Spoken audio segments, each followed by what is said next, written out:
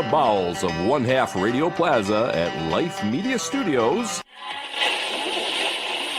Hello, folks. Welcome back to Real Country Radio. Congratulations, Detroit. You can be thoroughly ashamed of yourself. The homicide toll has reached a nice even 750. Details on the latest leveling from Police Sergeant... Coming up now, we're going to start off the set with... In the morning. Bucket-Bloods Tigers could use this guy's talent. Have you had time to get ready? I don't waste any time getting ready. I stay ready. Some say we're not the Stig. Some say we were dead. And that if you saw any of us this summer, it was just AI. All we know is we're back. And we don't have any tattoos of our face on our face. Nor do you run your finger down our face to start us. That's I always get a good laugh out of that one. Boys, what am I drinking tonight? Baker's, Heaven Hill, or Weller? Yes. I don't know. Heaven Hill. I didn't know we were doing that, so I guess I need to figure something out too. Wrong answer. The answer, I think, for right now is with nuts. Well, why'd you give us a choice if you already had it selected and picked out? Like, well, I can't help it that you have bad taste tonight. I got to go find a freaking glass. And given how tonight may go, we may argue about. Is that farm stock rye? Oh, got to turn it around. Sorry. Yeah, I was gonna say. Oh yes, Cody. Cody and I were at a liquor store yesterday, and we specifically walked right past a bottle of farm stock rye. Interesting. I was told that it was, well, I was led to believe it was only a Michigan thing, but maybe it's not. That's fine. Others can suffer the arguments that ensue. Yes. Yeah, it was a little warm. Is tonight the night that we cover the rules for farm stock as outlined by IQ? Oh shoot, I don't have that. I'd have to go find that. People who are watching, none of you have any idea what we're talking about, unless Gerbaugh's watching. He's probably one of the few regular fans of this show who would remember back that far to what that was. Lord, I don't think I've ever laughed that hard in my life. It was amazing. My personal still favorite rule is that tire pressure must be set by a random 6-year-old from the crowd, and purple is an acceptable tire pressure, and you must adhere to it. Correct. Can't find the purple setting on the gauge. Yeah, well, get a new gauge. So for now, for all of you who think that we have completely lost our minds, cheers to you. We have. Yeah. I'd like to see you ask that from the Snap-on guy. Yeah. Need a gauge that reads purple and measurement. Damn it! Here we are. Yep. So what's been going on? Let's talk. Where we been? What are we doing? I'm personally staying local this weekend. Had lots of options for where to go, and you know what? For a holiday weekend, finally, I don't want to go anywhere. I want to stay local, and so we're going to wrap up Thumbs season with their second to last hook tomorrow night at Fairgrove, if the weather cooperates. The Beanfest has been gracious enough to bring us back. I think I was the last one to do the sled pull there, and that was like 13 years ago, and it'd be fun to return that there. Saturday, Underground Car Meets Joe is putting on a backside, trackside, no prep race at Lapeer that I want to go check out. $10,000 to win for 28 small tire. And kind of taking a little bit of a liking to the local no prep scene, as much as I've railed against it in years past, and I have reasons for that, and there's still elements about that I don't like. I do like what I see local anyway. And then Sunday, Thumbs season finals, we're gonna wind it up, and that's fun to do. It's back where I was born, so to speak, in this sport, where I got my start. So I'm glad to be back with those guys for once. Cody, I think I just heard the thunder. I asked. I did hear it. Yeah, we didn't in pre-show. In the green room, we didn't, but we do now. Me, it's been a little bit of Call's over. yeah. So for me, it's been a little bit of everything. Had a few events that I've done. Shot my first big air show at Offutt Air Force Base. Yeah. There's some good stuff in there. And then this weekend there's a conglomerate of activities. Alex potentially maybe going there. I'm on our local flight club, and Fly Iowa is coming to Clarinda on Saturday. So more than likely, not more than likely, I will be there on Saturday, at least for the day. And then potentially Diagonal, the only town that I know of, and probably Ryan as well, that has a dedicated pulling track in the city park.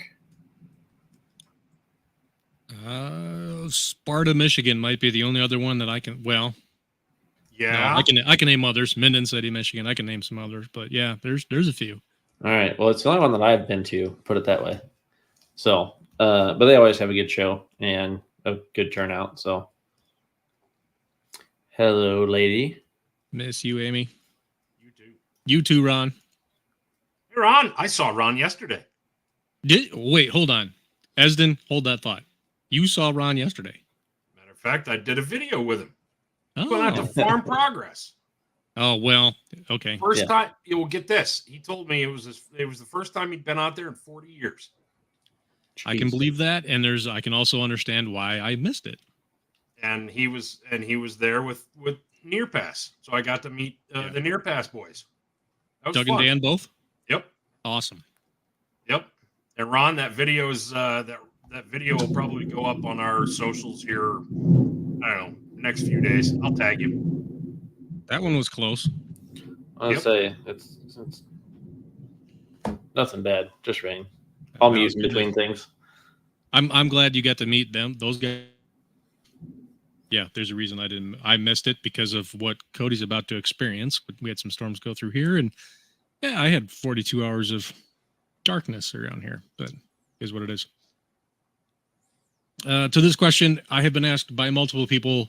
I wish that I could say yes, but I have to say no because I was invited to go to Indiana Pulling League season finals in Rochester, Indiana, before any of that even came out, and that's where I will be.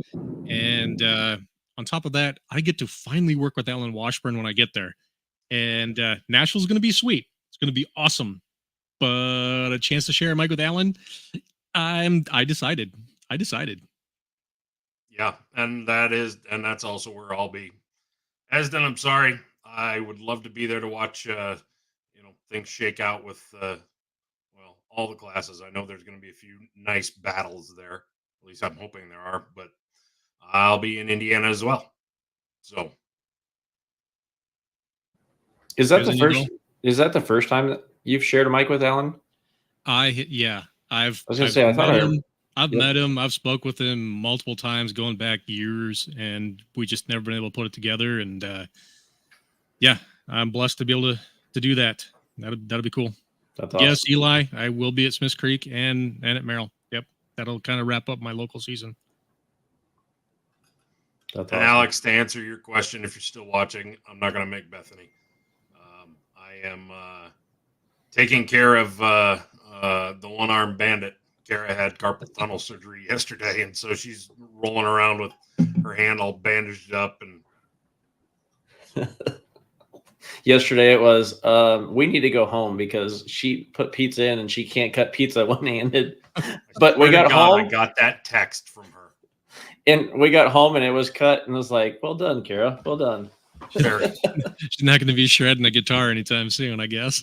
No Steve Vai impersonations. No. Not unless it's the one where you can use the slide and then you just use the one hand, the steel guitar, whatever those called. Yeah. No, Christian will not be on the sled at Merrill. We packed him off he's up at college at Lake Superior State now. So his season is done until spring. Sorry. Wish he could. I didn't know he was going to Lake State. Yep. Fire science. He'll come out with a paramed and any specialty he could ever want for putting out noisy, smoky stuff, and proud of him for doing it. It's cool. Christian, when they say noisy, smoky stuff, that doesn't include diesel supers. Don't put them out. Yeah, don't pull the knife unless you think you need to. Yeah. Which he's shown good discipline for doing. Not so much on He ever tractors, pulled a but knife? on some truck guys. Oh yeah, he's killed a few. At Merrill even, where we had one guy get real close to the wall, and I came out of the towers like, "Did you kill him?" He goes, "Yeah." All right, attaboy. I'll take things that shouldn't be taken out of context for 1,000, Alex. Full of the one-liners tonight, kids. All right. Wrap up and where we're headed next. Yeah, that's the long and the short of it. I got season finals coming for Outlaw Diesel Super Series from New Alexandria, Pennsylvania, Keystone Dragway. Long track. I've never been there, so it sounds like it's long enough to be safe. Yay. And stay tuned to the Sidetracked powered by DHD channel for more about live stream of the race. We have not been able to show you that in a very long time when it comes to ODSS, and we're going to be able to, my understanding, initially this afternoon, and I've offered up my channel as one of the outlets to be able to see that, and really want you all to be able to see what cool stuff we're doing there. And I can, maybe now's not the exact time in the show tonight, but I definitely want to touch on a state of the sport, as it were, and where I feel diesel as an industry is on the motorsport side right now. I think it's in a good spot. That's exciting. I mean, I'm happy because I don't have to drive out there to go see him. Yeah, you'll be able to see it, and there's big things happening. An old friend has emerged to take on his own gig and is going to be able to offer this to us. So that's going to be cool. And there's big things happening right now with them guys and gals. Yeah. Yeah. So that the video that Hot Shots put on, and pretty much everyone shared of Cordova's run with the 360 camera was cool, showing both the front and the back. That was a cool view. What was not a cool view was Lyle Barnett's inside camera from his pass. I showed Ryan that last night, and that was a scary situation. So yeah, I think you've said in the past there's a reason why you practice getting out of the car. Yeah, you practice it, and you practice it blindfolded if you can. And well, not if you can. There should be no excuse why you don't for that style of racing, and it shows with what Lyle went through, and it triggered some further conversation. We went through a situation, whatever it's been now, 6-7 weeks ago with Johnny Gilbert, where he completely lost his car, his Pro Mod, in a fire at Bowling Green, and Johnny is very proactive about those exact sort of scenarios, making sure he can get out of the car blindfolded and wears the appropriate safety equipment to withstand the sort of fire that he encountered. And he was in that car for a long damn time. And we did talk further in our group chat among the pro racers about onboard fire safety suppression equipment. And the conversation hewed toward having a bias of nozzles into the car, and that came from Johnny's wife Amy, which she's right. You want it not to necessarily put the fire out; it is there to buy you the time to get out. Where I would tend to disagree with some of the comments was that, all right, fine, we'll have 20 pounds of onboard fire, and I'll have one nozzle under the hood and four on me. Well, that's just going to flood you early and quick. Right. What are you going to do when the bottles are empty and you're still going 100 miles an hour and you haven't stopped yet? Mm-hmm. I would rather you meter it and use those 20 pounds with 1 to 2 nozzles under hood and 1 to 2 on you, where you're not expending the 20 pounds of whatever you choose to load those bottles with, and there's a bunch of different options out there in the marketplace, but it's still continuing to buy you that time and keep you cool, or at least fire free, until you do get stopped, because there's going to come the day in the scenario where one of these explosions takes place and the brakes don't work. Yep. You are now a passenger until inertia takes over. And if you blow it all out in the first 5 seconds, you have not helped yourself. You need that fire suppression system to be monitored, or metered. Monitored is the wrong word. Metered, where it's discharging much more slowly and doing what it's supposed to do, buy you that time. We've all watched the video. Well, I think maybe a lot of us have seen the video anyway, where, and it's part of the intro video on Tom Bailey's channel, where he accidentally actually triggered it in the 6 seconds pro mod, and he's doused in shit. I mean, it's just flying everywhere. I don't know how many nozzles he had in the car. I don't remember. I think it was talked about. It might have been 2. If that much comes out that quick, you don't need 4 on you high early. It's not doing you anything. If anything, it's a hindrance, because now it's coating everything, shorting shit out, blinding you, covering your face mask. Let it be a little stuff slower. slippery. Making stuff slippery. Let it be a little slower, where again, it's about the buying time until you stop. I do agree with the notion. I just need people to understand and realize, and I'm far from an expert, and I'm not one of the guys, I'm not in your seat, but I am going to be the guy who's going to be behind you with the binoculars on you watching. And I don't want the lumps in my throat I felt until Johnny got out of that car. It took too fucking long. Yeah. And there are reasons for that, but he got out and his stuff did do its job. I just ask you to not overreact and go, all right, I need to be drenched in it. Well, that's not how that's supposed to work. Yeah. Side note, F-bomb. Yeah. It's a Don approved show. Yeah. Back to Wyatt's comment about visors down. There was a pass, and it's been a couple of years ago now, 2 years ago, that I have shot where the visor started up, but as soon as the ball of fire came out and everything, the visor's down. There's a good reason there's a visor there, and there's a good reason there's a rule to put your visor down. So I suspect it taught the driver a valuable lesson, because I've shot him since then, and I believe I've always seen the visor down. Yep. Why don't we enforce that rule? Why do officials fall asleep at the wheel on that? I got to be in the pit area with everybody, and I don't want to be that guy. I think I genuinely believe that's what it is, and they're willing to maybe stand there on the line and go, I'm not giving this green flag until you put the neck collar on. But if your visor's up, well, personal choice.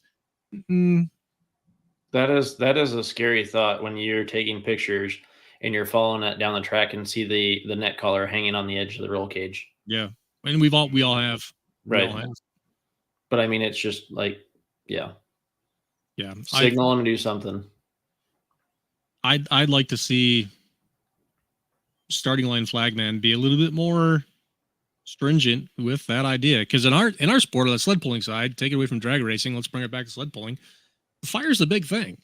It really is, and it's so easy to prevent. You just go, and I can tell you, I will be that guy who was in the seat of a modified, and I put mine down, and it fogged instantly, so I cracked it. I didn't put it up, but I cracked it. So you sit there and go, as a competitor, you go, well, if I put it down and it fogs up, I can't see. There's ways to mitigate against that. And 100%. I obviously, in my instance, the ride I took, I didn't do my proper job of mitigating against it. I did put Rain-X on both sides of the shield, but it wasn't enough. Had that conversation actually with a modified puller. I will let that individual remain nameless. Since that happened, it's been in recent days, and the comment was, for that person, the shield goes down quite early back in the staging lanes to give it time to acclimate. Yes. Yeah. And I think a lot get lazy or complacent about not doing that. And that concept, that idea really stuck with me. That was a good point. I appreciated that. Well, for the three of us being photographers, if we drive to an event and it's hot and we have the AC on, the camera's in the vehicle and we go outside, it's fogged over. It's no different. You got to wait until it acclimates. It's no different to take a picture. Otherwise, it looks like you're shooting through, a dirty window. So yeah. But yeah, well, the anti-fog and some of that guys are putting it on the door slammer guys, they're putting it on their windshield, when it's humid and stuff like that. So it's no different than that. Yeah, you're 100% right, Andy. This doesn't have to do with the fire that just happened. This has to do with the fire that happened before. One, right? If you watch the Shake and Bake show or you encounter Lyle, you can see he's not shy about it. He's got burns. He doesn't have eyebrows. He's lived through this the hard way the first time. Mm-hmm. I don't know if this is going to formulate properly, but for those of you who are watching and don't use no, of course it's not. I just posted a big, long, apparently it's a ginormously long link for an Amazon product that's very highly rated. It's $22. Buy a bottle. Mm-hmm. Oh, yeah. Helmet anti-fog. Yep. 100%. Yep. 100%. Something else I'd like to see guys really kind of, it's not in the rules, and I get that. It's not just this book. It's others. When it comes to pullers, what they require you to wear for a fire suit. Sorry. That SFI 5, that's 5 seconds. It's SFI rated for 5 seconds that it's going to buy you to get out. Tell me the real. Don't tell me. Don't tell me. Don't tell me. Don't tell us. Go tell your wife. That's enough. Your girlfriend or your kids. Yeah. Mom. Yeah. Your mom. Your dad. Tell me 5 seconds is enough.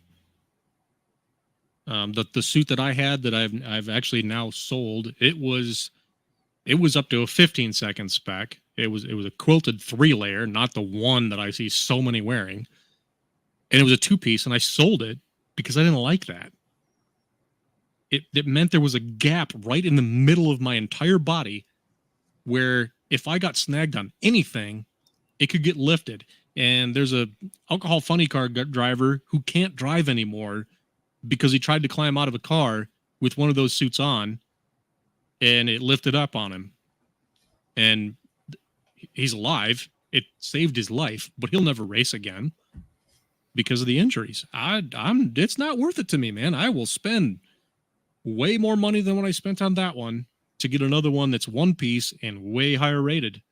I love the opportunity to go drive, and whenever someone gives me that chance, I am so thankful for it. But it's not their responsibility bolting me in the seat that I've got to be safe. It's on me. I'm going to do that.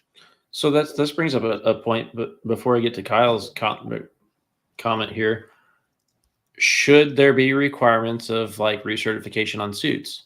Because there's some old timers that are wearing the same suit that they pulled with 30 years ago. There is. And I've seen at sanctioned events where they are required to present their suit and show the tag with how old it is. And when I sold mine, I included in the sale ad how old the tag was and what its date was.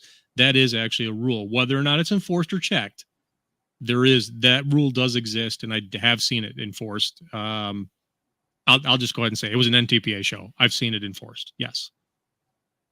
Good. Yeah. That's the answer to Kyle's to Kyle's question. The only thing I didn't know that, but I'm kidding. Yeah. I was gonna say the only thing I can say, but it should be right. I took it literal for a minute there. Well, the only comment he could teach a clinic on that. Right. The only thing I can say about that is if you're crawling out of a drag race car, the ground's really close to where you're getting out of. If you're crawling off a tractor blindfolded, that's a long ways down, and there's a lot of steps to get down that are hard to do blindfolded. That would be the only comment about being blindfolded getting out of the tractor. Well, and I would actually even go a little bit further. When it comes to a tractor, you've got your SFI cage, but it's 3 hoops you have to escape, whether it's turned over or right side up. There's only you are going to have ways out of the, and I would actually say that's within reason, arguably similar for a dragster, because it's the same thing. Yep. But a closed cockpit car, a door car, a drag car, I don't know where you're getting out of the monkey bars, because I don't know if you're upside down, right side up, or where you're going up against a wall. I don't know where you're going. Should it be practiced in a tractor? I could say yes, and I would think that that's largely true. But in a door car, a drag car, door car situation, very, very different because of where the bars are and the confinement, the directions you've got to go. You got pretty much one way that way and one way that way. You either run into something one way or you get out the other. And if you don't, I mean, there literally isn't anything else. You don't have a torch in there with you to cut your way out. Right. What about two-wheelers? A lot of those two-wheelers, I mean, there are a few basic two-wheelers that S10 have chassis, cages now these days. It's not a slammer. Yeah, there's a lot of two-wheelers that have cages these days, but given the center of gravity and the hitch height that two-wheelers have, there's a reason you've never seen one turn over. Like, no one has ever seen a two-wheeler turn over. But I've seen them on fire on the inside. They have been on fire on the inside, and God forbid we go there. We've had an incident where a driver was killed by a blown head gasket torching him years ago. Yes, it's happened.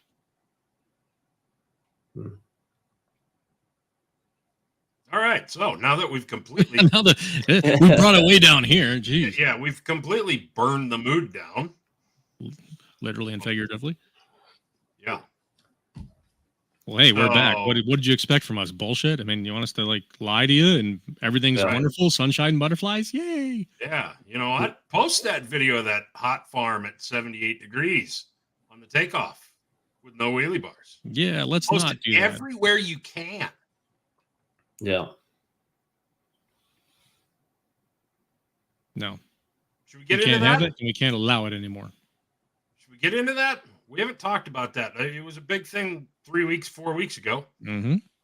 Yep. Hit it. Well, I think you heard my hot take. Stop making stupid people famous. Yeah, and that was Don't broadcast it. My take on it was much more polite than that, but yeah, I'll go with that. Stop making stupid people famous, and stop making your stupid ass event famous. Yeah. Because I'm pretty sure that the carrier for you, when it comes to insurance, is probably the same as a lot of the rest of us. And now it's harder for everybody because you're a moron and don't want to enforce rules. Difficult conversations were had about local events around here and what we're going to do going forward. Air knives and kill switches, get ready for them.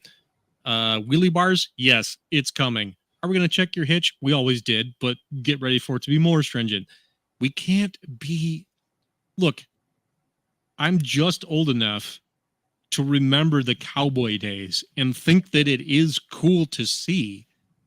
But both things can be true, that I think it's cool and also horrendously irresponsible in the modern marketplace. It has no place for us. And this cannot continue, or else none of us are ever going to get to do any of this. Even if we have extensive rule books with myriad safety requirements, it is just not going to happen because no one will be able to afford the insurance to cover it. Your county fair cannot tackle the sort of price increases. My county fair is profitable. Within the state of Michigan, they do well. They do really well. They had an incident that had nothing to do with motorsports, nothing to do with pulling. It did involve a golf cart on the property. And there's a lawsuit. We had to get new insurance. The old insurance would have come with a percentage increase that would make anybody cringe unless you were seeing it in your 401k account on the plus side, not the negative. And the new insurance came with new stringent requirements about access to areas and all kinds of stuff. This is the road that we are going to go down, and we're going to continue to go down long as dumbass stuff keeps getting promoted. I will say this, though. I've been very clear and very consistent about the idea of when it comes to an accident or something, shit happens, okay? But don't show it as sensationalism for your clickbait and the promotion of your channel. You're going to make money off of that, but everybody else is going to lose. On the other hand, if you do show it contextualized within the happenstance of a class, or even contextualized with an actual description of what happened and why it was a problem and what can be done about it, I am fine with that. I'll never have an issue with something like that. But context does matter. And I don't care. We're in the clickbait society. This show is, I mean, we're out there being clickbait ourselves, right? We're out here doing this program. And yes, channels are monetized. And yes, there is that going on. Well, be smart about it. Just be smart about it, or all this goes away and we're selling goldfish or some dumb shit. Yeah, and that's not fun. And that's not fun. No. To Kyle's point, Kyle, if you can figure out how to do, but if Kyle, don't take these videos down. Kyle has done a couple of wild rides videos at the end of the year. He always editorializes on them. The captions are so freaking hysterical. It's not, I spit whiskey on my computer once. Yeah, it's Kyle's got, for those of you who don't know Kyle, he's got a heck of a good sense of humor, and yes, he does. It's very dry, and it's awesome. So go find his, go to the Bibsters Repair channel and go look for his Wild Rides video from last year. I think the cover is a yellow tractor. So Kyle, if you choose not to do one, that's cool. We admire it. If there's a way that we can do a captions video just because it was funny, I mean, that'd be great. Captions would be funny. I'm even fine with you going ahead and doing it, Kyle, as long as you're not showing somebody being negligently stupid. The guy lifts a cylinder head. It happened. A Duramax went cross-eyed and broke the tie rods. Okay, it happens. And we can all laugh about that one particularly. Somebody skies one out and panics, and they lift off the throttle and just smash the front end. Again, a racing accident, it happened. But we're not sensationalizing stupid, negligent behavior. It's a part of the sport at that point. And there is a distinction there that I think people fail to realize, and we are so absolute in everything that we talk about anymore, and that is the social media world. Everything is absolutism. The idea of nuance is so lost any longer, and it really makes me very angry because we can't have intelligent conversations any longer when it comes to that. I've got no problem with stuff that happens in the name of sport, contextualized as it happened. I do have a problem with sensationalizing idiocy, negligence, stupidity. 100%. Which will dovetail with another conversation we're going to have later when I refer back to where I feel about the diesel world. Mm-hmm. He's being cryptic. I don't even remember what he was going to talk about. I'm just saving it. Just saving it. Okay. That was clickbait, Ryan. That was clickbait. Is that what it was? Well, then we really shouldn't have all of us as a thumbnail, because I got a face for radio. If we had a commercial break, that would have been like the bumper into the commercial break, and it, coming up at 9:15. What does Charles think about? You should have said it louder, because it's got to be about 15 volume notches louder than the rest of the programming show. Yeah, none of us look as good as Rabbit Pitts did. God rest his soul. Or no, we don't also sound as good as him either. Oh my, jeez! Honey poured over gravel. Yeah. Oh, Ed Bullion, he described it so well. If you haven't watched the VinWiki tribute video that Ed did, it's beautiful. I legit shed a tear. Yeah, cool and guy. For those of you who don't know who Rob Rabbit Pitts was, Google him. He was one of those people that made the world a better place. Heck of a storyteller. I don't think I've ever heard anybody who can tell a story quite like he can. He was dive bars, but not cooking. It was cars. Yeah, pretty much. And look, can we admire some capitalism here? Yeah, thank you, Right. Devin. Devin, my homeboy. Do you offer clamp-on kits for 66 series, 60 series IH, letter series, Farmall, anything for clamp-on for like Oliver, new generation John Deere's? I mean, we can set you up, dude. If you got the kits, bolt-on or clamp-on, we'll sell them for you. We're gonna take a hefty commission. Yes, both Love you, percent, buddy. There are some questions. There are some questions here, Dylan. I see your comment. I see. Yeah, throw them up there. I've been kind of slacking on and paying attention to them. Let's put a pin in this and let the season kind of play out. We're close to wrapping up. We're not quite there. I mean, I know for a few of us, September's a heck of a busy month. But I think it's a question that's worth all of us putting some thought into. So I'm going to pop it up on screen.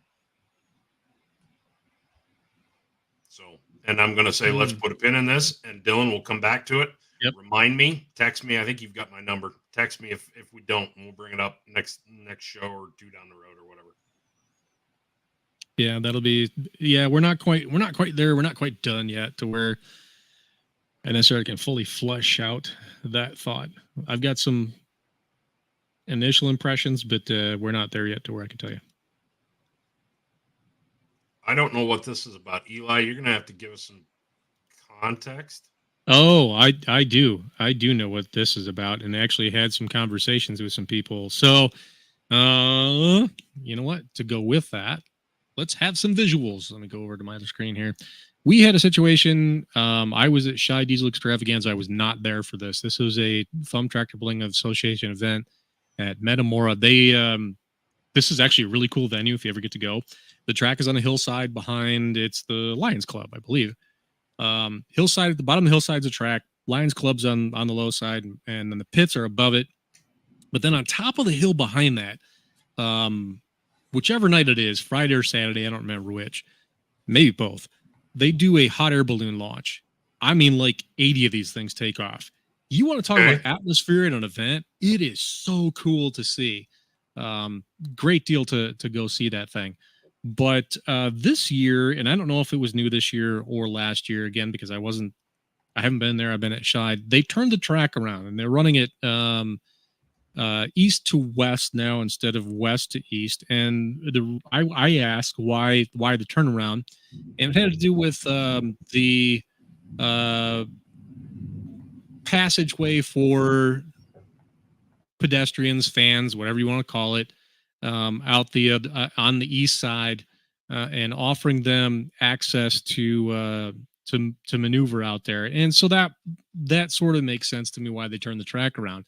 What it led to is now there's a substantial dirt pile that is at what is the end of the track. And in Pro Street Truck, we had a situation where the Tarsville family, theirs got all the way to the top side of the pile. Jim Storm, who has been our sled operator with Thumb Tractor Pulling Association forever, and all of us really trust him tremendously with what he does. It was a mistake. There wasn't a situation with the sled. It was just an error, and the Tarswells got their truck all the way to the top on that sled. And actually, as it turned out, you know what? They seemed like they have taken all that stuff down now. That might be because of the conversations that were had, and that's unfortunate. They weren't mad at all. I made the comment that they would not be mad because Performance Pros shared it. That's just how those guys are. It's part of competition. They understand that this sort of thing can happen with sled pulling, but my understanding in conversations privately was that there were plenty of people very upset about what happened, and based on what I'm now finding on social media, that that upset it has carried through because everything's gone, even Performance Pros. I can't find it on there any longer. The homeowner, I guess, behind the dirt pile was pissed. People with TTPA were upset. It was something, again, we're back to context. It was something that happened. No one was hurt. And the Tarswell's truck had minor cosmetic damage underneath it for cresting the hill, but they weren't the only one.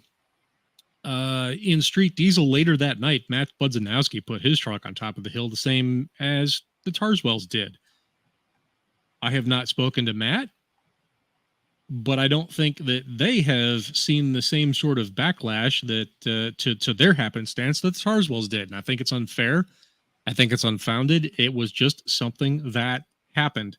Will we see something like this happen again? I doubt it. It just was a blown sled setting for a class.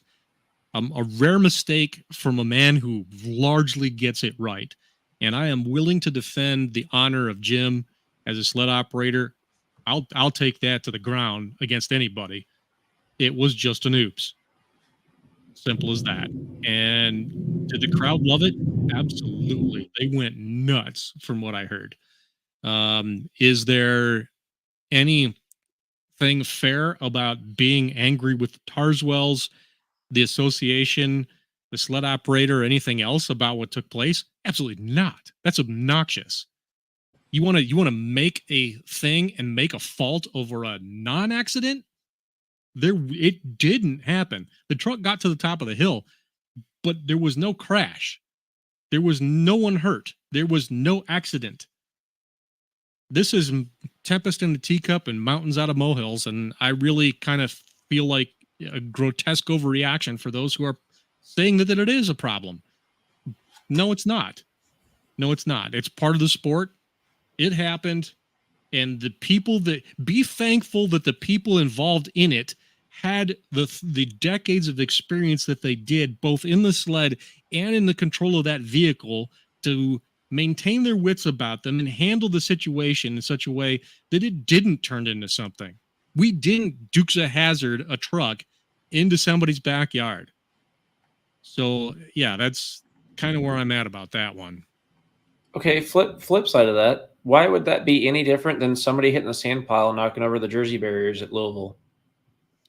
Like, I mean, Yeah. not to point fingers at anybody. I'm just saying, like, why is somebody getting upset that they got in the top of the dirt pile there when they are sitting there cheering that they knocked over the Jersey barriers in Louisville? Well, I don't think that the people that are sitting in their $500,000 houses in Metamora necessarily even go to Farm Machinery Show to find that out. So there's That's that fair. part. I just, yeah. True. Yeah. And that's fair. And I don't know the, that stuff, I guess. So I guess I don't know who was complaining. I just, in perspective, I guess that was what I was looking at. Yeah. You're right. If I've got anything to fault in what I saw, it was that it is a dirt pile and not a sand pile. So you can climb it. You don't go in it. Be like Jeremy Wagler and put shipping containers on the backside. And that's the smartest thing I love that idea. Yeah. So if anybody ever had to walk across the other side, they don't walk across the track. They're covered, protected 100% of the way. And I love that. I don't know how many people I've told about that over the years since the time that I went there. I mean, it's just safety aspect, but yep, I agree. But yeah, it also makes a really good to this point, Kyle, though, he wasn't trying to. He was test hook. He was the first in the class. It was a blown sled setting, pure and simple.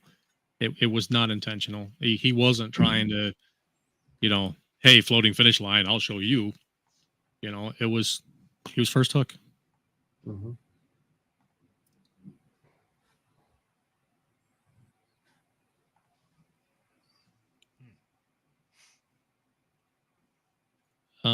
I know who Eli is. I have no idea who the hell you are. So why don't you go pound sand?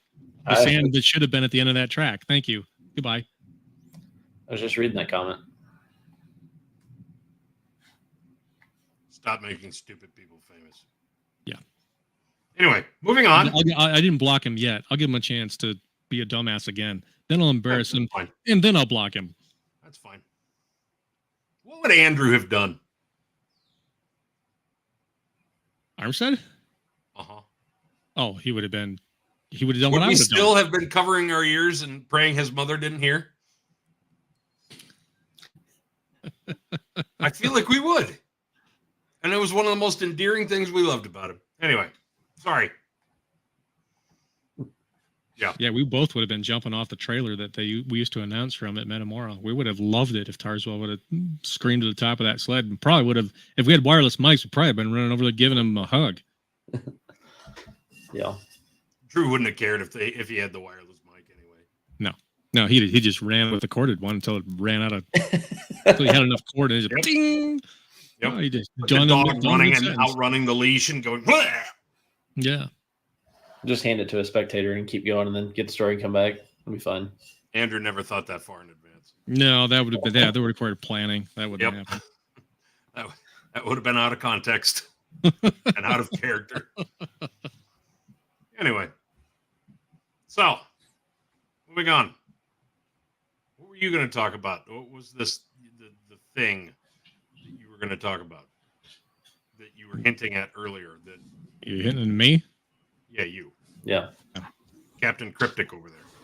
I had a feeling at a particular point through the Shide weekend, and wound up having a conversation with an individual who will remain nameless, but a person of power within the sport, shall we say. And we were both of a certain mind about where things are, at least within the diesel scene. I'm going to take diesel tractor pulling out of that because I know most of you don't identify yourselves with that, but truck pullers do. Some of you begrudgingly. But there's that. There is the drag racing side. There is the show side. And then there's the hangers on and the, frankly, hellions that tend to surround sometimes that particular scene. It feels like burnout. Well, so yes, the burnout thing. I don't get it, right? I've been kind of public about that. However, I have maybe turned a corner in my opinion about it, even if I don't get it, and here's why. There's a bigger thing here. When this whole scene started, roughly around 2000 is about when the diesel thing kind of took off. You had 7.3s that were starting to make some power. The advent of the Duramax, the Cummins guys were able to do all kinds of crazy stuff, even back then when no one realized it. And so the motorsports side of the scene really developed with some very hardcore individuals, some of whom, a lot of whom, are still a part of it, and still doing very, very well. And in those early days, we didn't have. No one had one of these that had a phone or that had a camera or a video camera in it that could take pictures or take videos. We couldn't tell you all about everything that happened, and there was a lot of good times that were had. There was some serious, legit motorsports events that took place, and there was also some guys who adhered definitely to the work hard, party harder ethos, and they did that. What then happened after that first 10 years or so was that there was this reputation around the party harder piece that continued not from the people who were hardcore about the motorsport or hardcore about the racing. They were the hangers on, and they proceeded to terrorize the various towns, municipalities where these sorts of events went to go down. In the years that have transpired, they got away with it, and it got bigger and bigger and bigger because of these. Where we're at now, most of the people who were never do well about that and had no intention of ever being serious about their motorsports and only ever wanted to just show up and tear the town up and whatever else they do. I don't know. I was never part of that scene. They have been so harassed, rightfully so, through their own earning by municipal police and have been stopped and chased away and fined and ticketed and spent nights on county jails, where a lot of them are gone. They're not around anymore because they don't want to put up with it. Good. Thank God. I'll see you off. I'm happy you're gone. Mhm. Something else that has taken place. Two other things. The first of which is that some of these venues have recognized that some of these people just need an outlet for what they want to do. So the construction of burnout pits exists. We lay some concrete down, we put some blocks up, we charge people $20 a head to come in there and go in the pit and do whatever you want to do. Now you're not doing it out on the streets. You've got a place. You can camp on the grounds. So if you've had a little too much, you're still not out on the streets and terrorizing anybody and not hurting anybody. You can stumble back to your campsite and you can rip your truck, car, motorcycle, whatever it is, up to your heart's content on that burnout pad. We've internalized it. It's the new trend in going forward for these sorts of events, and I am so fine with it. I initially took my car was parked next to the pedestrian bridge, which is right where the burnout pad is.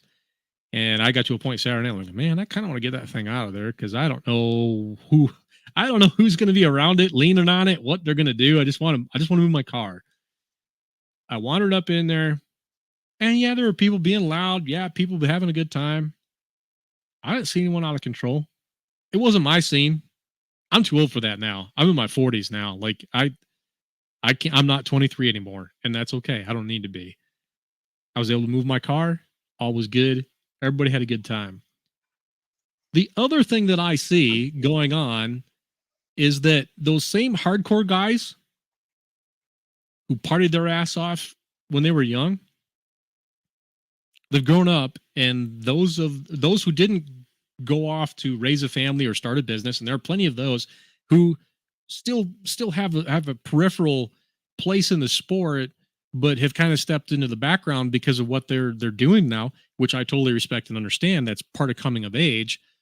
But you do have some of the oldest G's having kids, and they're serious, and they want to race like Dad did.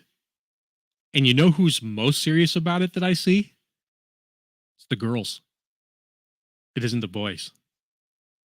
They're coming out and they're making a fantastic name for themselves, and they're being very successful. Maddie Graves has an unassailable reputation. Jay Lee Wagler made the first step this weekend, coming out her first pro start and ran the table in 590 and won. And you're not done hearing from her either. It's cool seeing the next generation come out and take things seriously, just as their parents did, only they're too young to party. They can't. It's not legal, for starters. But with the seriousness that I see them approaching it, they don't want to. They don't care about that. They want to go fast. They want to set numbers. They want to be cool. They want to be the person that wins titles and championships. And that's where I see we're at an inflection point. We've never had this before on that side of the scene. Sled pulling, yeah, there's been multiple generations of pullers who have come forward. The redneck stepchildren over on the diesel side, they're not anymore. They're not. They're serious young kids who take their craft very seriously and have studied for it their whole life. And they're being successful at a very high level, very young. It did actually transfer back over onto the sled pulling side. Seeing Marshall DeBro be out with his truck. Mm-hmm. Seeing the Hazley grandson Trip out there. I mean, I happened to get time out things Friday afternoon perfectly. We were done on the drag strip. I went over to sled pulling side to see what was going on. I missed everything except his test pass and was managed to video it. And he rolled it off the line, kind of bounced a little, stopped, backed right up. Grandpa gave him some words, and he ripped that thing. He ripped it like he'd been doing that his whole life. And in his mind, he has been. He has been. Chuck's comment. I love that. Yeah. Yeah. Yeah. Yeah. Leighton Lively and Jackson Ziegler out there and their junior dragsters. I mean, they're not even teenagers yet, and they're growing up watching their dads go down the drag strip and wanting to be just like them. And you see in the support on the sides of their cars, you got support from Ryan Milliken, Hardway, and Leighton's car. You got Wrenchworks and Holly Rock Customs on the side of Jackson's car, and that's not their family. That's other teams saying, we're investing in you. Yeah. We want to see you keep coming. So That was really cool at UCC to see those guys go. Yeah. I mean, at their age, getting to roll down an iconic dragway like that, like that's cool. And to see the people that are standing behind them cheering them on, like it's, the finals for everybody else, like that's kind of neat. So that was fun to watch that. And then honestly, how proud mom and dad are, because it's just like they are, we see it in the pulling world, when they retire the steering wheel to the son and daughter, they have just as much fun watching their son and daughter go down the track. And it's the same way there. Granted, they still, every once in a while, I wouldn't mind taking a lick, but the proud moments and seeing that and the reactions, it's sometimes you just sit down on camera and watch it because it's fun. Yeah. I mean, I guess the long story short of it all is don't dismiss the diesel scene.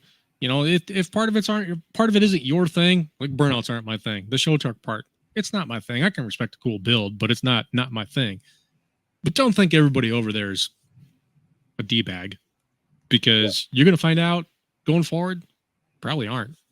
They probably aren't. They're probably just as into it as you are. Plus, the D-bags usually self-identify. Yeah, they do. Give them like 7 or 8 minutes, and they'll identify. You'll know who they are. Yeah.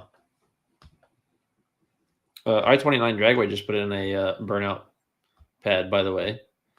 So I am sure that is going to be a large part of Ice Cream Cruise this year. Dylan, to your point, I think in the Ingram truck that is true. I'm not sure who drove Crowder's, so you might be right. You might be right on that. Was Jeremy charging to put your truck into the burnout pit? It was $20 at a time, as many times as you want to do it. Wow. I wonder how much money he made from that. I don't know. I hope a lot. Because that's pure profit money. That's pure profit right there. Yeah, I hope a lot. And we need that to happen. How can we find something to translate over onto the sled pulling side where we can do that? So these promoters can make money, so they can get a taste of, hey, maybe this isn't just a drain on my life. Yeah. We're open, all ears. Mm-hmm. I still think adult pedal pulls is the answer, but I don't have the fab shop to build it. Nor do I have to carry it. There was a pretty sweet pedal pull set up right behind the sled pull grandstands on the west side, right on the asphalt. And I happened to walk by. They were starting up with the kids, and they had a really cool setup with a sled and the tractor as well. But I didn't see if they had one that was adult size like some do that I have been astride in embarrassing videos in the past. Say what? I thought I knew you. You've been into these videos? Oh yeah, I've been in some pedal pulls. If you have the video, what Ryan's trying to say is we need to see this. Yeah, I'll have to find it. Somebody got it. Chop. Thank you. You'll have to. The Kangs probably got it because it took place out at Oklahoma and out at Tulsa. Grossman, get after it, son. Hail the Kang. I will say that, like our local county fair, and this has been, 15 years ago, they had someone that made 4-wheel drive, like front wheel assist pedal pull tractors, and that's what they use now versus the old 2-wheel drive. I don't want that rolling inertia, man. I need to get weight transfer. Especially with my long ass legs. Yeah, it was definitely heavy on the front. You could not get the front end off the ground. So yeah. I've got I got rods built for stroke, man. You need big crank and get that weight off the front. Problem is you're probably a short stroke because the pedals are too close to your head. That's true. And there's me. I need farm stock, 17,000 pound. Let's go big frame. Huh? Yeah. Get after it. You're not going for speed. I mean, Right. we're No. just saying it doesn't No. matter if you're running or pedaling. You're not built for speed, Ryan. Are honestly any of us at this point? No. I might have you in the first 20 yards, but that's about it. I don't. Yeah, it's been a long damn time since I could be quick off the line of anything. But we can be quick-witted once in a while. Yeah. I'll take that. My mouth cannot outrun the checks that it tries to write. Yeah, that's true. Yeah, that's true. Yeah. So your house hasn't blown away, Cody. The thunderstorm must be subsiding. Yeah, it's just rain and thunder. So, which we needed. We're there. I mean, we need some moisture. We didn't really have much in the month of August, so we've been pretty dry. We had a little bit like 30/100s here week and a half ago, but other than that, August has been pretty dry. So, we'll take it. So, but yeah, no, it's just rain. But boy, Eli, where is this like thermonuclear energy and topic discussion coming? I know, right? Tonight. Yeah, Eli coming out of nowhere, man. Yeah, I mean, I want to know what's Eli drinking tonight. That would be the better question. I'm not sure he's old enough to, so maybe it's like a Dunkin' double or something. Double espresso on a small coffee. There's not much coffee in it. Yeesh. He's not a Dunkin' guy. He's a Timmy Hose guy.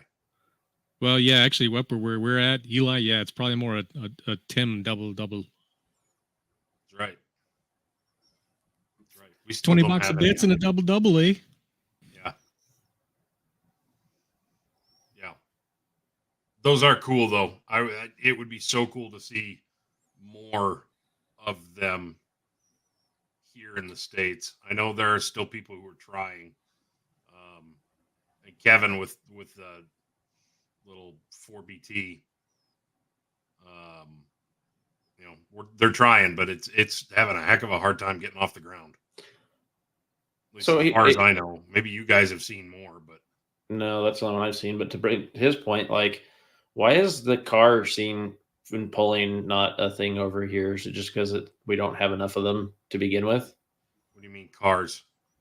Like the VWs and that stuff, like they do in Europe, like They run and Adam could probably speak to this in greater detail, but I think they run like a light 2-wheel drive class, and because of that, you can do something like throw an E30 BMW chassis together and put the equivalent of an injected small block in it or something. Well, it just goes back to, like, what do people relate with? What do they see on the farm? What do they see, here, there, wherever? The one of the things that, like, the semi classes, yeah, there's semis that go down the road. They can relate to seeing those. That looks cool. That's awesome. But would cars have the same effect? That class specifically, would that have the same effect of, hey, I saw that car driving down the road, but it's on the pulling track today? I don't know. I like seeing the Audi go down the track. That's cool. Yeah. I'm an Audi fan. It's not the diesel world, but something different. I like that W124 Mercedes-Benz. I think it's a C class. I can't remember what the name of the thing is, but it looks cool. And it blows smoke. I kind of like that. I mean, I'm still waiting for a cab over semi from over in Europe to come to the States and start pulling. They're just cool. They're different. Like an Iveco from over there coming over here. Yeah. Be cool. Some crazy large displacement Scania or something. Yeah. Yeah. On a single axle. We probably know guys that have changed. We know guys that have changed axles spacing shorter before, so why not add an axle? Just saying. Yeah. You get all that weight clear out in the front, cab and everything. Like, I'm just saying, there's some thoughts for somebody. I don't think Brent's watching, man. I don't know. Corey, I don't think Richard is either. Well, Corey might. So yeah, Corey might. No, Corey's probably on the road, and so's Brent. No, he was coming back home from Louisiana, and he had fresh alligator in a box with him. So, I mean, I'm kind of jealous. I might drive down to Missouri this weekend and get some fresh alligator cooked. I would like to tackle this one. I know Chris; he's a promoter of an event, and I have to say, Chris, that I'm kind of sort of maybe a little biased on regional, and what I see is where you are. You guys do excellent with the indexes and ETs. The 670, 770 ET. You guys get tremendous turnout that we just don't here in the Midwest, and there seems to be an understanding out where you are that you can run anything, right? Our ET final at Shide was a 273. It's an excursion versus a crew cab 01. Out on the coast where Chris is, there seems to be I don't understand or know why you have had the successful market penetration that you have with people to understand that this is an avenue to come out and actually race and compete, so that people do come and do so. That's something that seems to be missing here in the Midwest. We seem to be focused so much on the pro classes, and I'm probably guilty of that in my attentions as well. Where it doesn't seem to work, though, is you've got to be a complete psychopath with a lot of money to run diesel pro classes, because you can spend a crap ton less to go faster with spark plugs. I think ultimately there will always be a place for dragster. I think dragster has the brightest future for amongst the pro classes for its health. Especially in this day and age where everything is all door slammer all the time. I think the dragsters are going to wind up being the best positioned to capitalize on diesel. The pro mods I sort of worry about, because everybody seems to be a bit of a squirrel. They want to be all steel, all gas, and then they want to be a big tire, and then they want to be on 28s, and then they want to be 315s, and then they want to be this, they want to be that. Like, no one has the focus to actually do it. And then the class that I think has the biggest issue is going to be Pro Street. It's the only 4,400 pound requirement class, and for as fast as we can go now versus the rule book that exists at that weight, it's not going to be good for anybody. You have to be an extra sort of psychopath, I think, to go Pro Street, and that's not an indictment of anybody who does it. There's some very, very sophisticated, very high-class racing individuals who are participating in that class right now, but I just don't know what the future health of it is, or where it lies within the pantheon of sport. And if it ever comes to pass that 590 index is redone or reimagined as a 550 or a 520 class, I think Pro Street dies. I hate to say that, but I think it does. So elaborating on that a little bit more. So in the Midwest, the ET classes, like, are they not advertising and marketing to some of those, like, get some of those ET stuff? I mean, is that should that be more of a target from, anybody that's having them in the Midwest, and, between us and Chris type of thing? Like, is that where they should be focusing some of their marketing money and dollars at? I would tend to say yes. Shide does well because of its history. It's been around forever. UCC does well because it's huge. Yep. So those classes are filled to the brim at those events. You go to a place like Bowling Green, Kentucky, though, Beach Bend, where you're still geographically, you're not that far from either event, and it's crickets, and you just go, why? Where is everybody? And here's the thing: is you think about those ET classes, like, you're going to have one guy that brings like 5 or 6 of his buddies with, or friends, I should say. And it's not just, they're not all going to be there. They're going to be there to watch everything else too. They get beat out, they're still going to watch. Like, that helps fill the stands for the event. They don't come by themselves. They put it on a trailer and they pack the truck full of people. So, thinking about it, that's where I would say, like, you need to be looking at, if that's a challenge of getting some of the ET class filled, is you probably need to market specifically to the ET class. We try to talk about it. I make a point to talk about it every one of our races, that, hey, look, to come out here and race ET, here's what you need. It's got to be a diesel because we're the diesel super series. Okay. Right. So diesel first, clean, no mud on your tires, clean out your fender wells, no junk in your bed. If it's a pickup truck, just be clean. Have to have something that holds your battery down. Positive lockdown of your battery. Bucket for your lid. Put on a helmet. After that, you are in. Oh, and for the there love is of literally no other rule. and for the love of God, please don't have consistent oil leaks. Yeah. Well, I mean, yeah. If you're bringing something out that's leaky, some old bombed out pile of crap, no, I don't want you out there because you're going to leak the track down. But those are the hard and fast rules. After that, common sense applies. No leaks. You come to the staging lanes. I know it's going to be hot. It's summertime. I get it. Turn your air conditioning off so that by the time you actually hit the track, your condenser's not leaking anymore. You're not putting water down. Drops matter. But I mean, these are small things. After that, I mean, it's really easy to go out there and go ET racing. And what people don't, I think there is so much about ET that doesn't get understood. You're never racing the other guy. You're only ever racing yourself. If your reaction time is great and you run your dial in, which we don't even call them qualifying rounds, your time trial rounds would tell you where you need to set your vehicle up at. You're going to be in there if you can do it consistently. And actually, funnily enough, with the 7.3s that made the final, I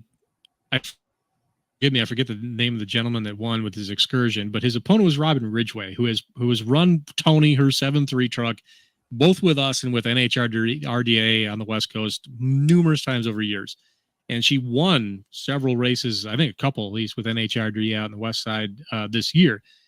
She was dialing 10/16s every time. And in the final, she dialed a 10/14, gave herself 200ths extra in case the truck went quicker. What did Tony do? 10/6. What was it? 10. That was a 10/16/8. If she would have kept her 10/16 dial, she would have won. Mm-hmm. She psyched herself out and gave it away because Michael, I'm sorry, I forget his last name. Michael was consistent on his dial, never changed it, and ran that number every time. She tried to give herself capacity to not break out, and it cost her because now she was too far above the dial and couldn't run it back down. So I mean that's the way that sort of style of racing works. It allows for anybody. She went rounds. There was a point at UCC. This was like 4 years ago, whatever it was. She didn't bring Tony the 7.3 truck. She came in a TDI Beetle convertible and went to the semifinals. Running, I don't even know what it was, 12s or something. But she's consistent. At Crossville, Tennessee, there's been an old boy who's been a bracket racer, and again, I don't remember his name either. Consistent bracket racer in the Southeast for years, who always shows up with this 12 valve and dials this ridiculously slow number, and he will hit it every time because he knows how to bracket race, and he wins. He collects trophies. We never see him anywhere else. It's only at Crossville, Tennessee when we see this guy. So that's the thing about it. You have this opportunity before you. If your battery's held down and your diesel and your vehicle's clean and you've got a helmet, you can get out of the stands and you can come race. There's nothing stopping you. Nothing. It's no different than you sign up for the drive shaft class. In the street class at a sled pull. That is no different. Yep.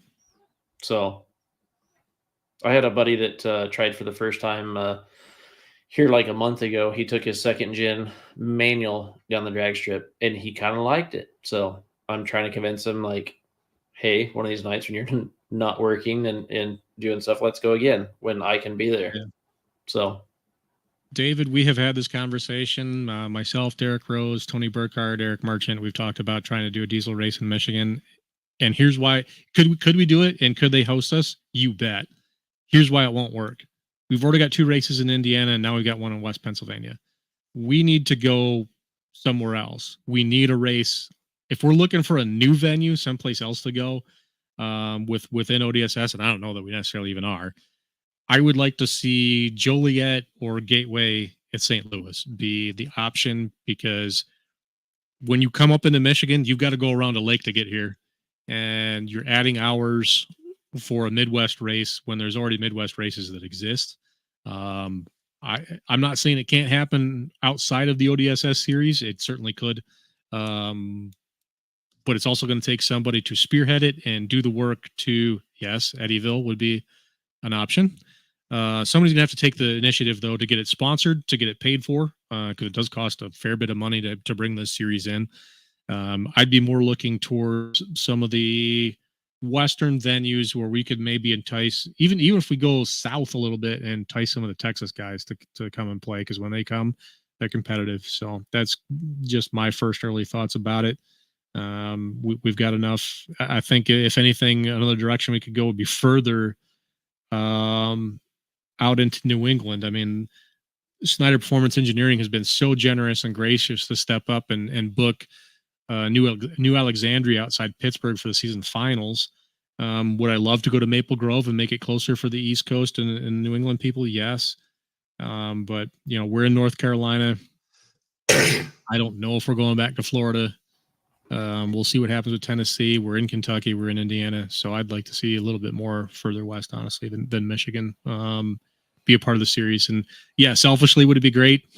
You bet. I could almost sleep in my own bed every night if we went to 131. Not quite, but close. But I don't think that's where we need to be as a series. I really don't. Mm-hmm.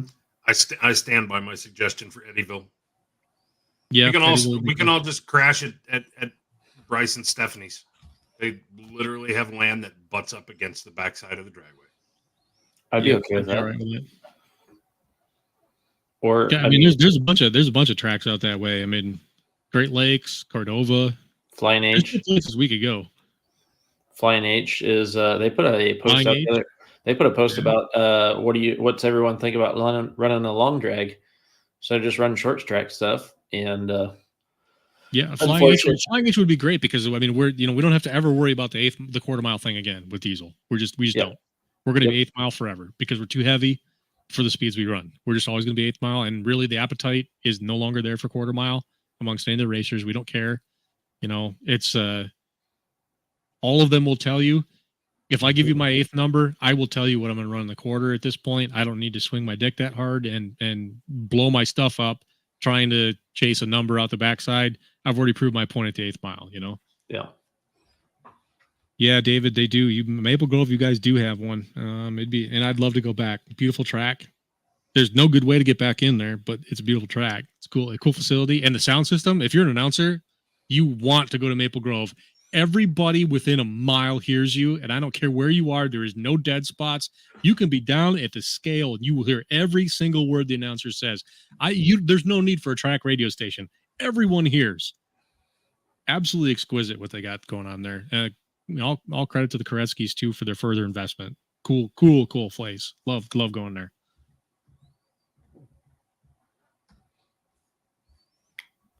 I don't know a lot of shit to talk about. I take it that's in Michigan. What, Maple Grove? Maple Grove? No, it's an hour west of Philly. Oh, yeah, that's Jersey. Iowegian, so I don't make it out that way much. It's not that far from Corryville, Pennsylvania, where the Buck Motorsports Park is. Another place I've never been to that I'd like to go. I'd like to go there too once. I think that'd be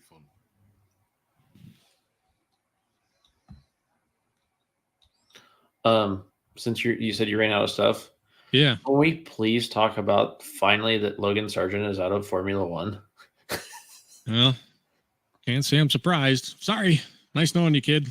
Oh my God. There was probably a going away party just from the mechanics of having to fix this stuff and qualifying all the time. It's not even arguably the worst driver. I mean, I'm sorry. He might be a nice guy, but how many times do you have to crash? It's expected.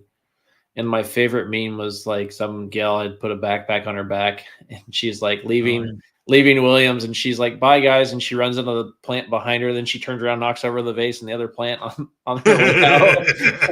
It's the same team that allowed Nicholas Latifi to drive for him as long as they did. So Yeah, that one too. So I don't know. I'm happy that's out. There's a lot of changes coming to that, and McLaren, like McLaren went in by 22 seconds last weekend over Red Bull was kind of awesome. Other than Lando still doesn't know how to start and make it into turn one. Yes, Michael, Latifi. go Tiffy. That one. Yep. Go Yep. Tiffy. All right. Yeah. So I kind of got to wonder how much of the trouble at Red Bull going on right now is how much they are freezing Adrian Newey out of any further developments or refinements because he's leaving. yeah, it could be, but you'd got to think there's got to be somebody else. I mean, he can't be the only engineer there. No, I wouldn't think so, but record does speak for itself a little bit. Right. Yep. You know, he's definitely got a feel and an understanding for how one of those cars is supposed to behave and operate. And if he was smart, if he was really smart, and he didn't show anybody else. Right. It always did. The buck always did stop with him. That's fair. That's how you maintain your value. It would be real interesting to see. I mean, Sauber's becoming Audi in 2026. It'll be real interesting to see how that team, quote unquote, goes from the bottom to the front. So, oh God, shut up, Gerbaugh. We'll decide. Go watch West Buck if you want to hear that. If you can get past the arrogance first. Lance Stroll still driving. Oh God, yeah. He also needs to leave. Window liquor. Oh, that was hilarious. Yeah, for all of you people who hate Formula One and people who love Formula One, yeah, I want you to go to YouTube, look up a guy named Rocket Powered Mohawk. Uh-huh. And then just look for a video called "This is Why People Hate You." Yeah. Yes. And just watch the first couple of minutes. The guy is British. We don't know what drugs he takes. Acid. But we would probably like to take all of them. It's Because gotta be he's so highly entertaining. And when it comes to his insult speed, he's right up there with the starting line, no prep drag racer guy trying to bet you $1,000 about something. Yes. I mean, the slams will come so fast you can't even keep up with them. Uh-huh. And it's got like 13 personalities that are all talking to each other in his head before he says something too. And he records while he's sitting in a bathtub. Yes. And he does have a mostly. I did kind of like the green screen, like late night talk show desk look too. Yeah. Yes, rocket powered Mohawk. He's hilarious. Yep. So far, Andy, the best thing I can say about U.S. Nationals weekend is that the Shadow 3.0 is going to be in Pro Mod, hopefully kicking some people's asses. And in the case of two funny cars and one top fueler, we got some cool paint schemes. That's it. Yeah. The other thing was, I mean, we're cutting to that, Andy. You just didn't give us enough time. All right, be patient, man. Have another drink. Ida. He doesn't drink. The strongest thing he's going to have is Pepsi. That's why he can have another. He can have another Pepsi. That's fine. We'll get to it when we get to it. But Ida and her debut with a whole shot win for that was kind of cool for her coming over here and having a good weekend for her first time out. Who was this? Ida Zetterson. Oh, her. Yeah. The European invasion and fuelers. Hockenheim. That event looks cool, and I want to go. That was the one I sent you guys with the pyrotechnics. They do it at night, so you can see like the header flames and everything. Yeah, that would be cool. I do know some nitro cars at night is definitely, whether they got the fireworks or not. Nitro cars at night. I got lucky enough to at least see that once. That's pretty sweet. Where do they do that anymore? Norwalk usually has the Friday will be at dusk and then the second session on Friday night will be after sundown. I've thrown up a few videos I took for my first time there. I missed the sundown session. I was late getting there and got to catch the fuelers take. Actually, I walked in just in time for Top Fuel Q2 after dark, and that's to hear it for the first time with flames up. That was there. I can't think of a better way to get baptism by nitro. That was excellent. Yeah, that'd be cool. Which is more impressive from a, let's say, a photography perspective? Running under the lights, candles under the lights, or Cackle Fest? I would say running under the lights. But I didn't take my camera in for that session to even try to shoot it. It wasn't even on my radar to do it. But I think that would be, if I could pick one, it would be that, because Cackle Fest tends to be a little bit more video satisfying with the flames. If you are going to shoot a Cackle Fest, I think you'd have to go frame rate to catch the flames, but then also the opportunity to get the header pipes when they get properly hot, glowing a little orange. Yeah. I've never done it either, so yeah. I've never been to a Cackle Fest, but just what I've seen of it, that would be my approach.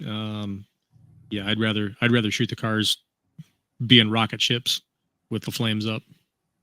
Yeah. And I have no idea how I would even set a camera up for that.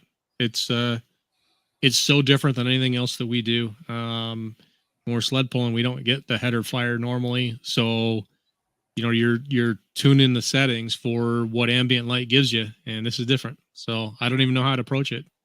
Mm-hmm. Yep. That's where my brain was going. So thank you for telling everybody the same thing. Because I watched that video and all I could think about was like, all right, so you want the flames? You want the card? Like, because it in the video, almost one of the few. It's one of the few, and much as in our private chats, I like kind of pound on flashes. It'd be one place where I think you'd want one. Probably.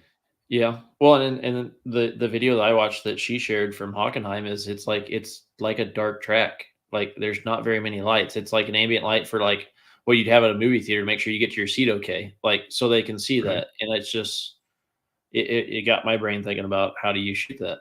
So yeah, I don't know. I'd have to show up and try it.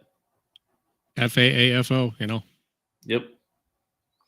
To Eli's comment, Charles, have you ever been in Diesel's Dark Corners? I have not, and I'm still not going this year. Ryan and I've been there a few times. I will say that's a great event. You can hear the banjos playing before you get there and your windows are still up. But when you have a class of 30 trucks in a class, that track still is pretty consistent from the front of the track or the front of the lineup to the back of the lineup. So that's pretty cool to see how that dirt folds back together. So I still would like to go, and a lot of people always ask, and yeah, one of these years I'm going to make it. It just won't be this year. The back end of my season will be going out to Diesel Truck Wars in Coastal Carolina in October, and then PRI in December. There will be. I'll let you know after Saturday. There is a place I might appear in November. It'll be a drag race, not a sled pull. We'll see. And it'll be a place where I'm not on mic. It'll just be camera and cheerleader. You're not going to wear the skirt again, are you? Not for this. Well, no, it's past Halloween, so no. I just wanted to prepare people for whatever it was that they were going to see. Now, I happen to know you have some pretty good legs, but still. I got the kilt. I'll drag it out. I was just going to say, all of a sudden, that's what we're terrified about. Twisted kilt photography came out of the woodwork somewhere. But Ryan, are you PRI this year? Maybe. TBD. We'll see. I don't know. Yeah, we're a ways off yet, but yeah, let me know. I know you joined me last year, Cody, and you guys are more than welcome to. Just let me know when it gets closer. I'm sure I'll have a conversation with you about it. Oh, they came out with the email about rooms and stuff. So, yeah, I had to re-up my membership. So if you haven't done that yet, join PRI. Help our individuals who are doing the Lord's work in places like Washington to make sure that racing does survive, and also promoting the industry itself. You're probably preaching to the choir a little bit when you're in that realm, but there's people outside that their reach does get to, and it does have an effect, and it does matter. So it's $40 for the year to join. Almost daily emails, a monthly magazine comes to you, digital print, and also you get an invite to be at the show. So by all means, please join. And it's not just racing. I mean, over the past years, correct me if I'm wrong, there's been more of a presence of pulling every year. You know, Yes. there's vendors that they're supplying parts and stuff for them. There's turbo manufacturers, and then actual vehicles in the booth. So it's not just drag racing.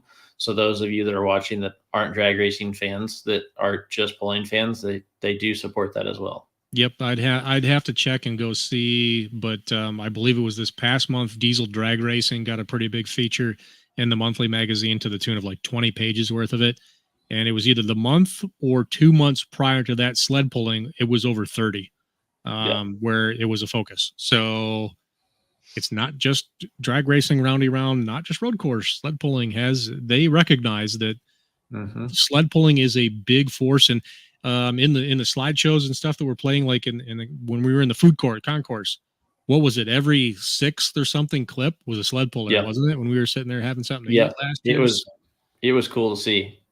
So, yeah.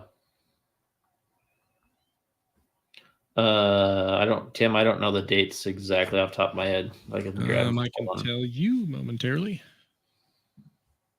The show is. Oh, I didn't put it in my calendar. December 12th through the 20th, or December 12th through 14th. 12th through 14th. It takes place at the convention center in downtown Indianapolis, which connects to the floor of Lucas Oil Stadium, which is where all the toter homes and the racing simulators are. Boy, was that dangerous to spend time in last year. Oh, yeah. It was fun. I fell in love with the $50,000 rig that I sat in. Okay. Flip side of that. What's it look like to make a pulling simulator of that caliber for pulling? Could you do it? Is it worthwhile? Is there benefits to bringing in younger generations to get them a little experience on some of this stuff? Maybe, but the steering wheel won't have much to do unless you're a farm stock puller. Well, yeah. Well, truck guys and stuff like that too. But how do you replicate some of that stuff? Yeah, I don't know. It's I don't know. I'm at a loss for words, and I've been fortunate enough to do it a little bit, and I can't say what would be needed in a feedback sense to replicate the experience. I don't know. I think it'd be fun get all of us together, and Adam and Tiff, you too, because you guys also, I convinced you to go drive the simulator. Let's do a race together. Oh yeah, I'd be so down for that. Together. That would be fun. I'd definitely be down for that. And if you guys haven't raced all of our asses, and that is where that stops. Huh? Tiffany will kick all of our asses, and that is where that stops. Oh yeah, but it's like I've ridden with her before, boys. If you haven't driven like in an actual like legit $50,000 simulator, it is way more lifelike than what you would expect. It's tremendously physical too. I was not expecting the feedback through the steering wheel. What did I do? 5 laps of Road America, and my arms were sore for hours after that. Yeah. And if you think about like when you're playing on a PS2 or something and you just hit the throttle and hold it, you can't do that with the foot pedal on this, because you're spinning out and turning backwards. So I would love to do it again, and I would love to do it in a simulator where and Cody caught me for that. I got kind of busted for this one. I asked him, what tracks have you got loaded in here? Because you got a track I know from other games I've played or whatever. And we kind of aren't going to do that right now. I'm like, okay, fine. Yeah. And it took me a good solid 3 laps to at least not screw up and overrun track limits. And then I started figuring out braking zones. If I And would then have you're had the forearm strength and you would have given me 20 laps, I would have been right on it. What tracks did they have loaded? When I did it, I was in Road a America, Porsche 911 Gingerman, stuff like RSR that? at Road America was what I was in. What was it? A Porsche 911 RSR for Road America was what they had loaded for me. And all the video games I've played in that, I've never driven Road America, so it wasn't a track I knew. Where the lap layout was at least something where I wasn't going to be surprised with the next corner. Yeah. And I don't remember what I drove. Just remember it was more the feedback that gave me more than anything that I was not expected, to like Charles said, physically, but for me, it was the throttle, how responsive that was, Mm-hmm. and they've got options there that you can have a handbrake and a manual sitting right next to you, and you can legit drive. So when, all these people are saying they're spending time in a racing simulator, like that's work. It's work. Yeah. And it's not just, oh, I'm just going to go play around and play an Xbox type of thing. No, it's legit work. And there's some putting hours into it is a thing. So it's tough to figure out the feedback, I guess, in the steering wheel is commensurate with what a real car would be in terms of its load feedback to you. So it's an upper body workout. It's going to tire you out. And, to your point too, about the throttle response is quick. I learned years and years and years ago, I'm a natural left foot braker. As long as it's not a full manual vehicle. If it's an automatic or a paddle shifter, like this car was set up to be, I'm a natural left foot braker. So that part for me was a little easier to overcome, but it's tough. It takes a little bit of time to gather it up. Man, I want to see you drive a drift car. I'd be fucking lost. I'd be so lost in one of those. Oh my goodness. No way. I wouldn't know what to do. Or is it just Powoi or Powoi? What's he say in Tokyo Drift? He's like, how do you drift? Just Powoi. A what? You'll figure it out. To dump the clutch out, be on a handbrake. I wouldn't. I think it'd be an absolute blast. I could maybe figure it out over time, but you'd have to put me on one big skid pad for a little while first. Otherwise, you better be used to replacing quarter panels. You better hope your tire budget's bigger than your gas budget at that point. Yeah, I see what those guys do. So I've never been into it, but I definitely respect the builds of the cars and the skill of the drivers. I totally do. It's never something I'm going to be into, but I definitely can. Yeah, I can sit there and go, all right, I can't do that. That's cool. That whole series is one that you see a lot of like garage builds for, and nothing against those, but like they start out and they just like started working their way up into, a position that they're driving consistently and stuff. So that's I follow a bunch of those people that start out building it, and they might have started out with a Miata or a Mustang or whatever, and now they're like they've changed the whole front end out to where it actually is more of a drift car front end, where they've done this, and this, and like you could rattle off all the stuff that I know nothing about that they've changed, but it's fun to watch that, Yeah. And then I guess if it's something you grew up around and that's been your focus and what you understand and what you're gonna have some tribal knowledge you picked up on and some intrinsic knowledge that you figured out. And never underestimate the power of being able to fantasize about something and what it's going to be like, because that is a thing. I haven't driven a whole ton of sled pullers either, but every single ride I've ever taken happened exactly the way I thought it was going to. I was never surprised by anything that took place. And if somebody told me tomorrow, hey, you want to go drive my Unlimited? I'm like, yeah, let's go. I know I'm confident of how this is going to go, and what my reaction would be to it doing it. But you put me in a drift car, I'd be lost. I wouldn't know. No. And that's just what I've spent my time in life thinking about and trying to visualize doing, but also trying to describe to people how it's done. I've lived in the seat with people doing it. I lived on enough gravel roads and was co-driver for a Ford Escort with the passenger having to grab the e-brake. I feel like I would fare well in the drift world. You first. Yeah. Yeah, I don't know, Dad. I don't know who left those marks at the corner. That was not me. And I must be getting old and boomers. Like the damn kids are leaving gravel all over the road and marks. Like it's rough riding now. Yeah. Well, should we stick a fork on this one and we'll be back in 2 weeks? I got one more. All right. Yeah, bring it. Shout out to the ag world for finally figuring out that putting pulling tractors in your booths at ag shows, at farm shows, it's a good call. We were, how many did we see yesterday, Cody? Did we see 4? Counting Adrian? Yeah, it'd be 4. Yep. Adrian, Wayne, Platty. Yep. um, Sorry, counting Ross. yeah. Yep.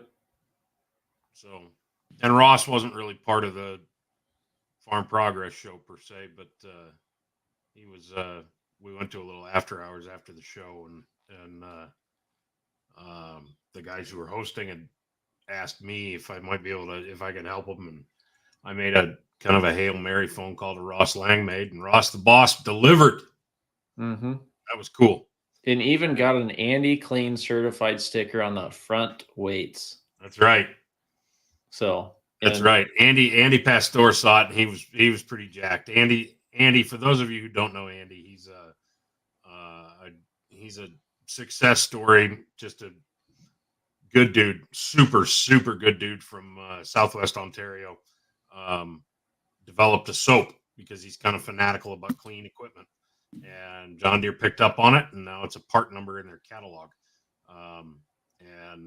Andy bleeds green, although we found out last night that half of his fleet is red.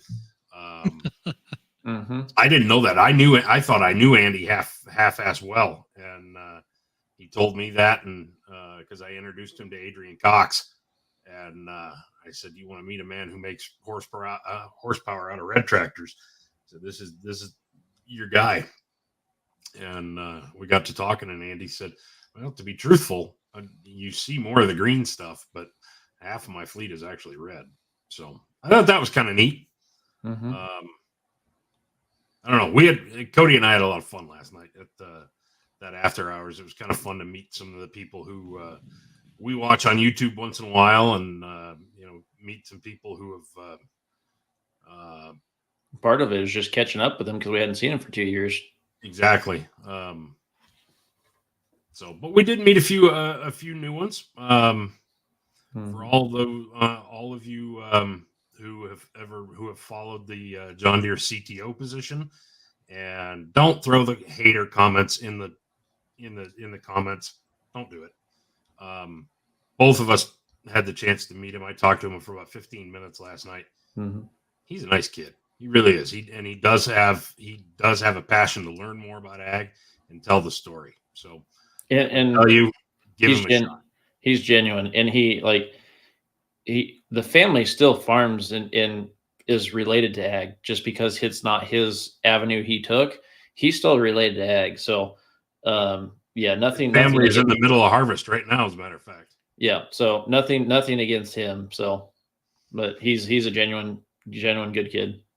And he and we introduced him to tractor pulling last night. He had never seen such a thing, and he and a couple of the guys he was with who work for Deere asked me. They're like, "So what is that? What do you think that tractor makes?" I said, "I know about what that tractor makes." And they said, and they lobbed a few guesses in the ring. They said, "We were all talking about it. We figured it was making 1,000." I said, "Well, you're probably about 2.5x short." They're like, "What?" And everybody's eyes got about as big as ping pong balls in unison, and it was funny. Ross runs a 60-34 1 Limited Pro with ECI, so shout out to him for bringing it out on short notice. But yeah, it was kind of fun. I kind of hope that Rex got his picture taken in it, and we really should have been over. We should have invited seats. Well, I was going to say we should have made sure that we got him to come to a specific poll, like set a date and everything. Oh, I think that could potentially be arranged. Yeah, I mean, we have some of the right contact info. Yeah, we know enough people. We can make that work. I don't know. Where would you guys send him? Where If would you you- guys send him that's not Bowling Green and not Farm Show? Because figure he's going to be at Farm Show this year. So he'll And see that. He's based But- in the Midwest, but has never been to a tractor pull. So where would you throw that in the comments? Where would you send him? If you were taking him to a tractor pull, where would you take him? Then and we could go this way all night. Pinckneyville. Pinckneyville? Yeah. If you're gonna go to one that's not a big show, and I've never been there, but if you're gonna go to one that's not one of the big shows, and you want to see something awesome, that'd be where I'd tell you to go. Does that have a big enough cross section of pulling? I don't know. Again, I've never been there, so I guess I'm just shooting from the hip. But I guess that's mainly because that's a place I'd want to go. I thought about that a little bit today, and I'm not sure where I would take him. Mine would be McLeod. Would be a good one. You get a little bit different variety between, Champions Tour trucks, and you'd get tractors and 3.0s or 2.6 trucks, and you get an atmosphere, as you know, Ryan, that the atmosphere down there Cannot be beat. Yeah. So When it's god awful hot. Yeah, that too. But that would be, I mean, not saying if we're limited to one, but if we are, that would be one for me. So it's just got a vibe to it. I don't know. So Does anyone find it weird that we the don't know. second What we about mention McLouth, What about the guy who Nashville won in a the couple two-wheel weeks? drive class shows up in the comments? yeah, that's fair. Saying, That's an old school name and 2-wheel drives right there. Andrew, stop stalking us. Yeah.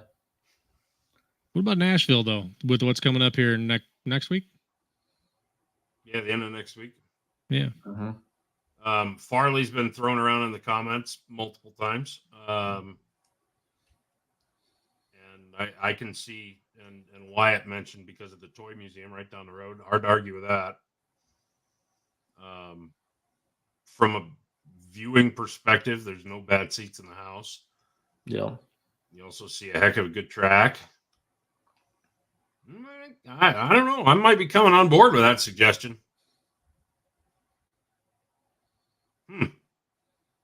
Not saying it's bad. Especially if you want to stay in Iowa. Yeah. I don't know. Anyway. No. But yeah, shout out to Big Ag for pulling tractors in booths. And shout out to Deere for putting an 80/20 on the backside of their booth. And guess what? That was cool as hell. And talking to the owner, it's going to get hooked to a 7-bottom plow very soon. Like legit tomorrow, right? Or Saturday? Yeah. Whatever. Yeah. Whenever they do the demos or what of that. Yeah. Yeah. So if you're going down to, if any of you who are watching are going down, up, over to Tom Renner's for Renner stock or 100 years of horsepower, you will see that 80/20. And its home is in Nashville, Illinois. Mm-hmm. So Esden was watching. I'll bet he knows the guy who drives it and who owns it. mm-hmm. He's got relatives that pull as well. So, but yeah. Yeah. Anyway, Well, and shout out to all of you who I know at least one of you I think is watching, maybe two. Shout out to all of you who went on camera for me and my social media team yesterday. Had a lot of fun. Thank you. I owe all of you. Next time we're at a farm show, if you see me put out something saying, "Hey, who's gonna sweat it out with me at farm show?" or "Who's gonna freeze their nards off with me at farm show," or whatever, maybe holler. Maybe we'll put you on camera and ask you fun questions. Till next time, we'll be back with you. Thank you for everybody that found us on such short notice and with little to no warning. I mean, we gave you like 90 minutes or something that we were back, and maybe kind of wanted that way too. No, it wasn't on purpose. It wasn't quite that contrived. I didn't have power for like 42 hours, so that was it was questionable if I was even going to be able to do this, but How does your hair look so good if you had no power for 42 hours? because I took the first Theoretically, that means shower I've you been only have able to hot water take in for a 42 shower. freaking hours. That's why. Huh? I took the first shower I've been able to take in 42 hours. That's why. Could've Oh, taken- so you could've kind of taken a cold stuck up one. until like 4:30 this afternoon. Yeah. All right, fair enough. It could have been a cold one. Been fast. You may not have time to like do much with your hair. Yeah. I could have been, but it didn't happen. All I can say is I'm grateful so much tonight that I can actually go to bed and not just have to lay there and sweat. That's going to suck. Yeah. It would suck to do that a third night. Mm-hmm. Much appreciation for ancestors and people who didn't have to deal with, who had no choice but to deal with temperatures such as that and didn't have such niceties, even as a fan. I don't have air conditioning in this 130-year-old house. I just want a fan. Just move the air. That's all. I'm happy with that. Back to your point of not having AC, I grew up without AC. And I can tell you one thing is you can acclimate to the heat better than when you have AC in your house. So, yeah. There's probably truth in that. I've always said for years when it comes to summertime, like, I like the heat because I get to be in it. I don't have to be in it. Last night I had to be in it, and I didn't enjoy it. Well, glad you got power back on. Yeah. So, a couple $100 worth of groceries that are junk, but whatever. I mean, the rest of everything else, I haven't found any other issues. Everything else in the house seems to be doing what it's supposed to do. So I'll take it. Good. Let's hope it stays that way. Yep. Way to go, Southeast Michigan infrastructure. You're doing awesome. Thank you, DTE. How much do I pay you all the time for this? Yeah, go. Yeah. Nowhere else in the world is it. Well, anywhere else in the world, 230,000 people, or anywhere else in the country, 230,000 people go without power, and it's like national news. Southeast Michigan? Oh, that's just Tuesday. Gotta love it. Gotta love it. All right, boys and girls, thanks for tuning in. It's an hour and 53 minutes. Most of you ain't never going to get it back. Yep. Appreciate you spending it with us. We love you. Thank you, everybody. See you guys. Good night.